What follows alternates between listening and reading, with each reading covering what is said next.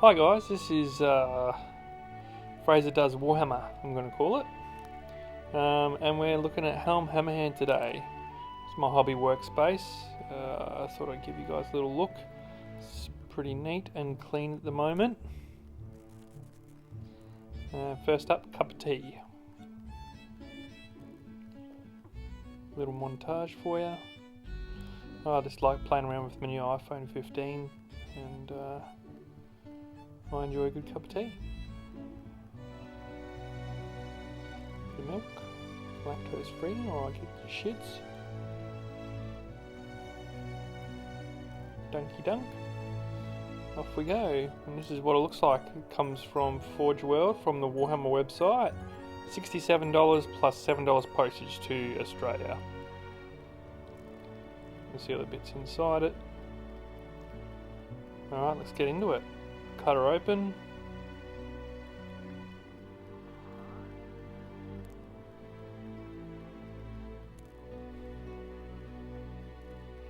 Taking a while to get into it, but it's alright. All the bits are there. First thing you got to do, I had a bit of a feel of them, a little bit. You can feel a little bit of a feel to them, so they'll go through the wash. Give them a bit of a scrub. Swords are a bit wonky, but can straighten them out with some hot water. And yeah, whatever I'm finicking around with there. Test fitting, having a look at the pieces. Oh yeah, I was trying to figure out which bits went to which. There's the mounted one, and there's the on foot model, which I'll be doing mostly just the on foot model for this video. Alright, let's clear the bench and get to scrubbing.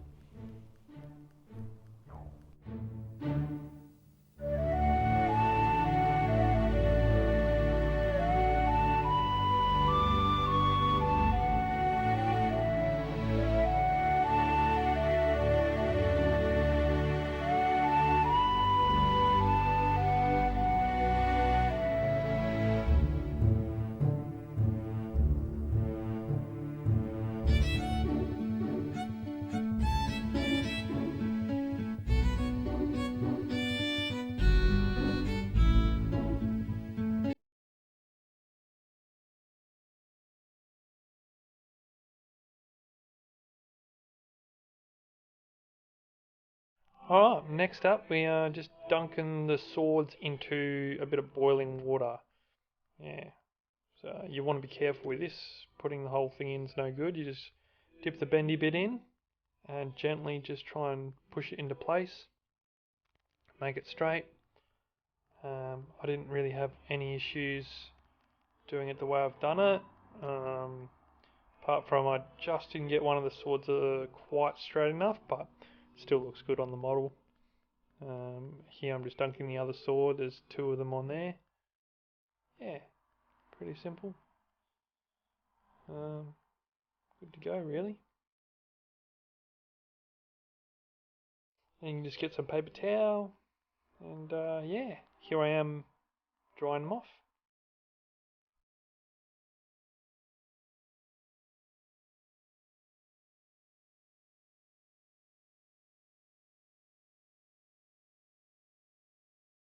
Okay, and here's a little bit about Helm Hammerhand. The ninth king of the kingdom of Rohan, Helm Hammerhand, has gone down in legend as one of the greatest rulers of his realm. It was said that the strength of Helm could muster within his fist was as strong as any hammer, and so he became known as the Hammerhand. During his reign, Rohan was at constant war with the Dunlendings. Edoras was assaulted, and Helm and his people were forced to take refuge within the fortress of Suthburg. It was here that Helm Hammerhand rode out to fight the Dunlendings and won a great victory. From that point forth, the fortress of Suthburg became known by its more recognisable name, Helm's Deep. Okay, let's give you some stats here. He's got a 6-inch move, 10 inches on a horse. He's Fight 5 with a 4+ shooting skill. His strength 5, which is very hefty, pretty good. D7, not bad. Should hold up pretty good. He's got 3 attacks, 3 wounds, and his courage is 6. He has 3 might to play with. He has 3 will and 1 fate. His war gear is heavy armor, 2-handed sword, and the war horn of the Hammerhand. Let's find out what the horn does. The horn of the Hammerhand. It was said that whenever Helm went to war, he would give a blast of his great horn, enough to strike fear into his foes. So pretty much if he charges into combat, he causes terror to the end of the turn. He has heroic actions. Heroic resolve, heroic strike, heroic strength, heroic defense, and heroic challenge. His special rules are burly, expert rider, and horse lord.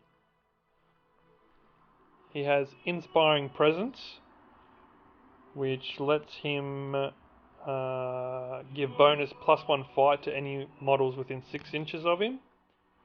And he has the hammer hand, so he can choose to punch with his fists instead. Yeah, that's about it.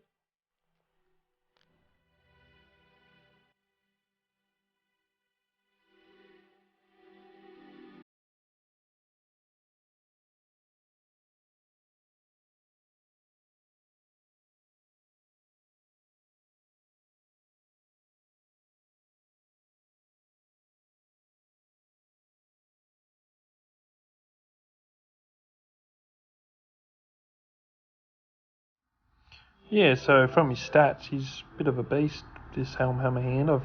I've played one game with him in Tabletop Simulator, and yeah, he was really strong. So it's been fun converting up other models because you can't run with other characters. So yeah, I've converted up a few captains with a few sword swaps and stuff just to make them look a bit customized and a bit beefier. Yeah, and got some outriders made, almost ready to give them a test run in real life.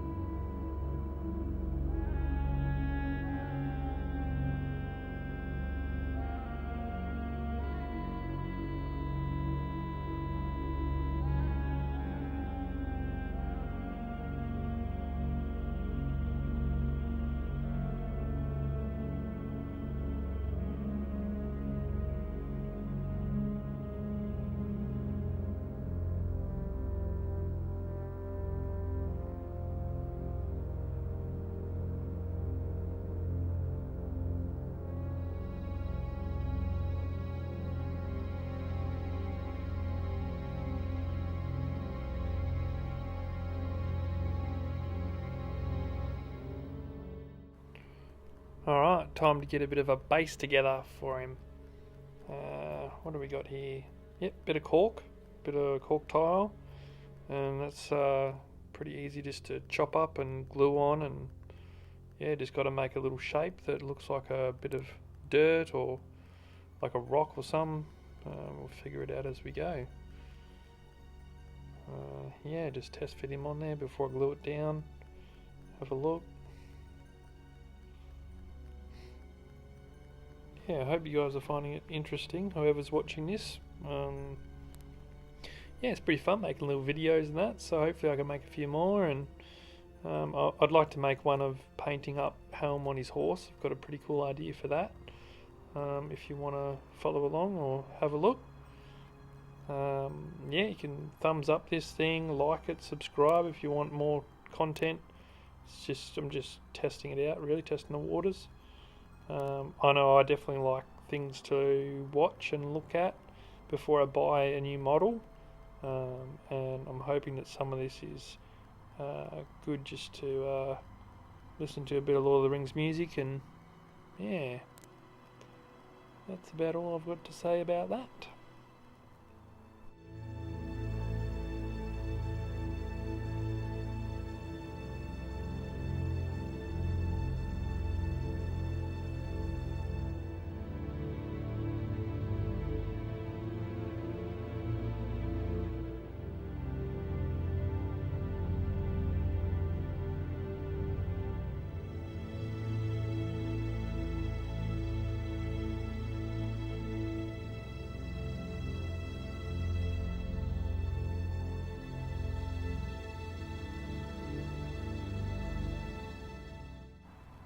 Alright, what have we got now? A bit of Lauren Forest. Just worked that into his... I chose that colour to work into his armour, into his shin guards and his wrist guards or his arm guards. Sounds like he's about to go rollerblading. Yeah, so just work it in everywhere and try not to go too thick. I always like to do a couple of coats if I can, especially with the base coat of white, because it's going to look a little bit sketchy on one coat. So do a few. I like to use like Wraithbone as a base because I was doing a yellow cape.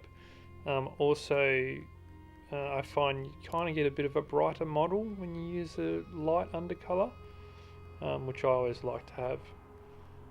So yeah. I don't know if you can tell, but I'm not used to talking into the camera, so... Oh, what have we got there? Bit of corn red, I think. Yeah, so obviously, hopefully, over a few more of these, I get better at it and be able to yabber on a bit easier. But yeah, let me know in the comments if there's any tips or anything you got for me to make it more interesting for you guys or whoever's watching this. I think it's pretty good. I just think it's cool to soak up a bit of Hammerhand while you're mulling about thinking of buying him. Yeah, live vicariously through this video if you want. That's what I do on YouTube. Just getting a bit of red for his cloth around his waist, and that'll go on his arms, and that'll go on his sleeves too. And here he is with that done. I haven't been that great at filming all the little steps, but you can see him sort of starting to get some blocked colours in. What's next? A bit of Leadbelcher silver. Work that onto all the metal areas. My pot's very much dried up, but if you use a little bit of water, you can get something still that goes on smoothly. Always water down your paints a bit, or a bit of Lamy and medium if you need to shake your pot up. Get a bit more moisture in there so it doesn't go hard.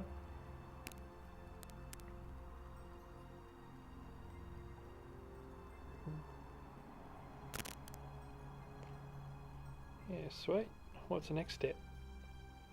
Moving stuff out of the way. Oh, I've done his beard. He's got an orange Viking looking beard, which is cool. Just going back in for a second coat there on the Lauren Forest. Yeah, it's all about just working your base colours up till they're nice and solid, and then doing your highlights or any washes that you want to do on them. Yeah. I'm pretty happy with how this filmed out. The first time I tried this, the model wasn't even on the screen. So yeah, I'm coming a long way. You can see his sword's just a little bit wonky. That's alright. It's got a floppy dildo, really. A wet noodle.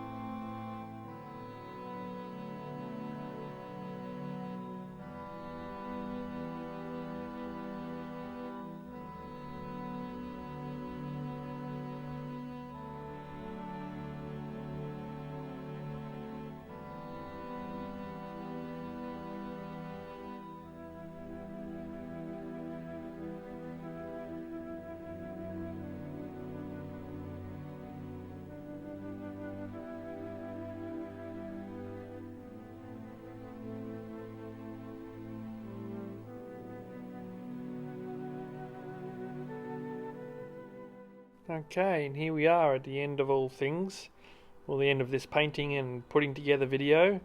Hope you've enjoyed it. I think old Helm Hammerhand came out pretty nice on his foot version, and I'm looking forward to the mounted version. So keen to get him into a game. Think he's yeah. Hopefully you're inspired, and hopefully I'll see you in the next video. Yeah, peace out. Thanks for watching.